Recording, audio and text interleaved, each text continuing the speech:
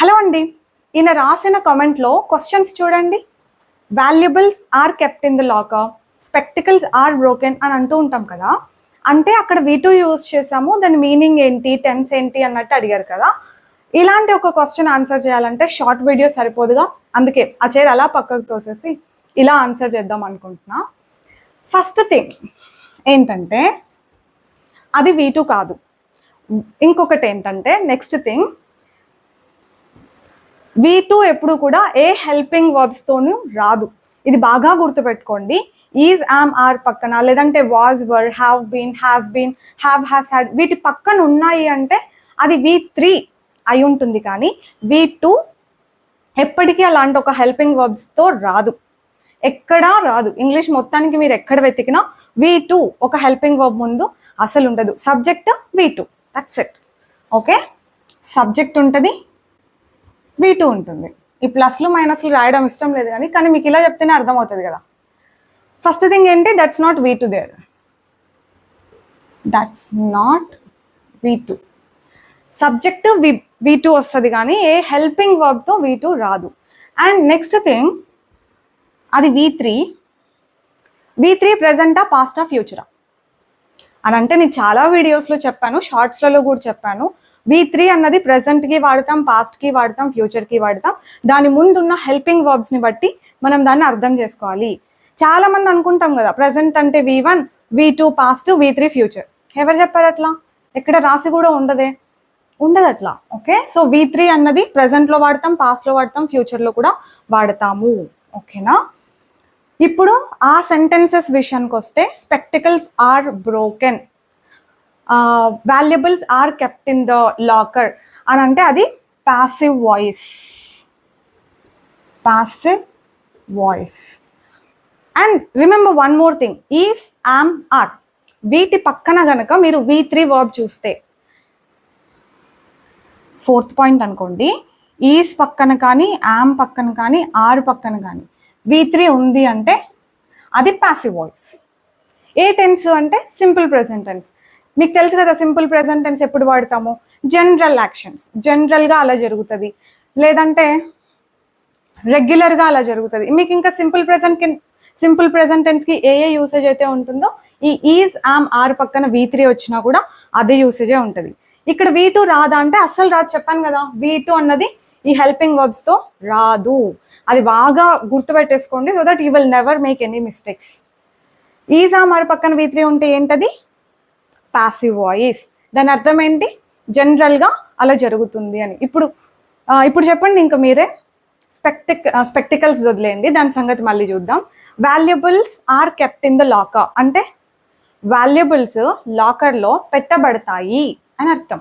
ఎప్పుడు? జనరల్గానే,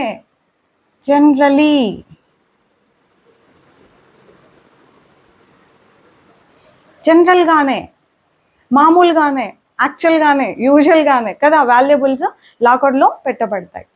ఇలాంటివే మీరు ఇదే కాదు, ఇంకా ఈజ్, యామ్, ఆర్ పక్కన ఎప్పుడు V3 కనిపించినా కూడా మీకు అది జనరల్గా అలా చేయబడుతుంది అన్నట్టు గుర్తుపెట్టుకోండి. మిల్క్ ఈజ్ సోల్డ్, కొన్ని జనరల్గా నేను వినే examples. Milk is sold here అని అంటారు. పాలు ఇక్కడ అమ్మబడుతుంది. ఎప్పుడు అమ్మబడుతుందని? ఈరోజా, రేపా, నిన్న? మామూలుగానే. Laptops are repaired here, bikes are repaired here అని రాసుంటారు. ఆర్ రిపేర్డ్ అంటే బైక్స్ ఇక్కడ రిపేర్ చేయబడతాయని. ఎప్పుడు? మామూలుగానే. ఇలాంటి ఎగ్జాంపుల్స్ ఇస్తున్నప్పుడు ఒక పర్సన్ అన్నారు క్లాస్లో, నేను ఇలా అనొచ్చా, sorry pre plating is done here అనొచ్చా అన్నారు. Absolutely correct. ప్రీ ప్లేటింగ్ ఇక్కడ చేయబడుతుంది. డ్రెస్సెస్ ఆర్ స్టిచ్డ్ అని అంటారు, అంటే డ్రెస్సులు స్టిచ్ చేయబడతాయి. See, remember, everywhere you find V3 with is, am, are, that is passive and ఆ పని జనరల్గానే చేయబడుతుంది అని అర్థం. Did you get it? అర్థమైందా? ఇప్పుడు బ్రోకెన్ విషయానికి వద్దాం. స్పెక్టికల్స్ ఆర్ బ్రోకెన్, లేదంటే మై ఫోన్ ఈజ్ బ్రోకెన్, ఏదో ఒకటి బ్రోకెన్ అని చెప్పామంటే that is state of being. అంటే ఆ స్పెక్టికల్స్ విరిగిపోయిన స్థితిలో ఉన్నాయి అని. Okay, this is why we have to understand few things in English it self. అంటే విరిగిపోయిన ఆ స్టేట్లో ఉన్నాయని. స్టేట్ ఆఫ్ బీయింగ్ అని ఒకటి ఉంటుంది,